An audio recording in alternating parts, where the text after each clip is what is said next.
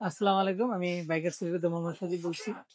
আসলে কাজের ফিনিশিং কতটা গুরুত্বপূর্ণ এই বাইকটা তার উদাহরণ। যেমন ধরেন বাইকটার যে ডাবল ডিস্ক করছি আমরা অনেকে করে, অনেক ভালোভাবে করে। আমরা একটু ব্যতিক্রম করে কাজ করছি। যে ব্যাপারটা হলো কাজের যে সৌন্দর্যটা, যেমন ধরেন আমরা ওই যেই রিপেয়ার করে অনেকে রিমের মধ্যে আমাদের যে কাজের ফিনিশিংটা, আর এখানে দেখেন আমরা কিন্তু হুইস পাইপ জোড়া লাগাইনি, এই একটার থেকে দুইটা লাইন করছি, বাইপাস লাইন যেটাকে বলে। এরকম করে দেখতেও লুকসটা অনেক সুন্দর হয়েছে। অতএব কাস্টমার অনেক খুশি হয়েছে যে ভাই কাজটা আসলে যেরকম চাইছিলাম তার চেয়ে অনেক বেশি সুন্দর হয়েছে।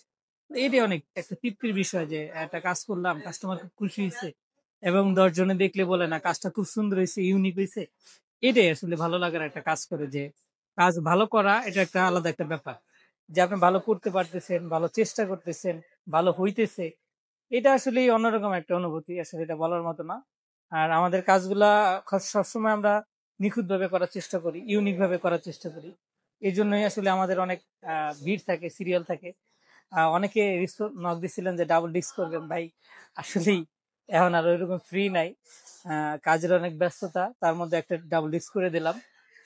আশা করি যে ডাবল ডিস্ক দেখলে আশা করি সবার কাছে একটু ভালো লাগবে, আশা করা যায়।